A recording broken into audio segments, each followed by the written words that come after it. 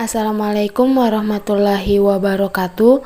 Nama saya Mianti Abdullah, NIM 153420037 dari kelas 5A.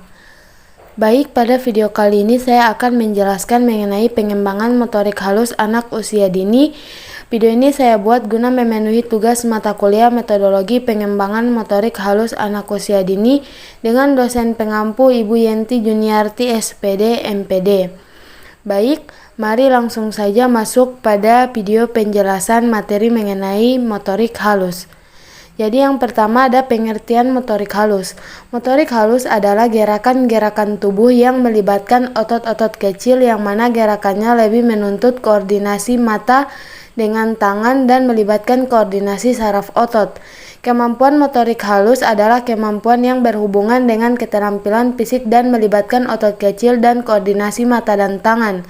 Kemampuan motorik halus dapat dilatih dan dikembangkan melalui kegiatan seperti bermain puzzle, menyusun balok, memasukkan benda ke dalam lubang sesuai bentuknya, membuat garis, dan sebagainya.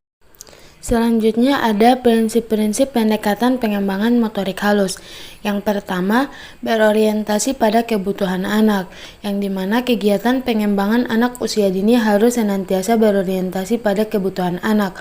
Anak usia dini adalah masa yang sedang membutuhkan stimulasi secara tepat untuk mencapai optimalisasi seluruh aspek pengembangan baik fisik maupun psikis. Yang kedua, belajar sambil bermain.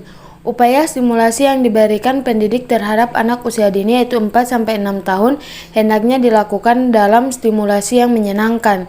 Dengan bermain, maka anak diajak untuk bereksplorasi, menemukan dan memanfaatkan benda-benda yang ada di sekitarnya agar pembelajaran lebih bermakna. Yang ketiga yaitu kreatif dan inovatif.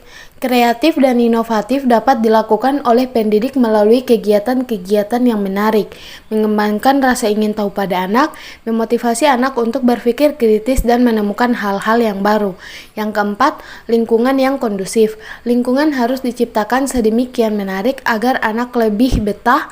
Lingkungan fisik juga harus diperhatikan kenyamanan dan keamanan agar anak mudah berinteraksi dengan tenaga pendidik atau temannya.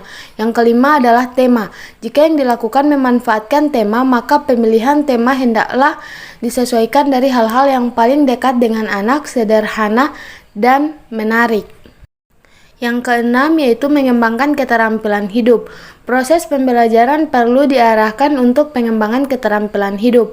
Pengembangan keterampilan hidup didasarkan dua tujuan yaitu 1. Memiliki kemampuan untuk menolong diri sendiri, disiplin dan bersosialisasi. Yang kedua, memiliki bekal keterampilan dasar untuk melanjutkan pada jenjang berikutnya.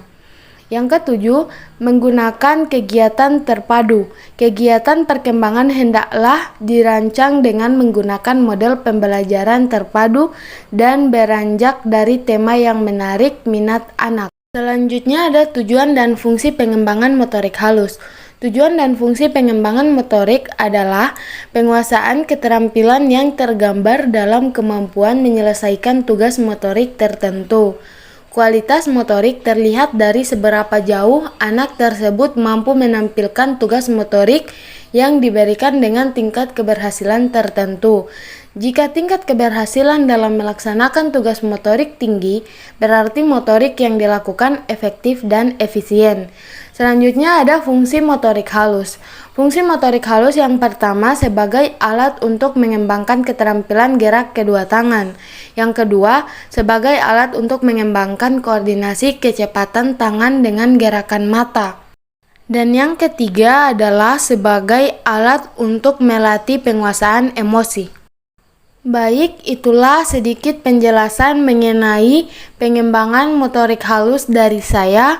Mohon maaf jika ada salah-salah kata.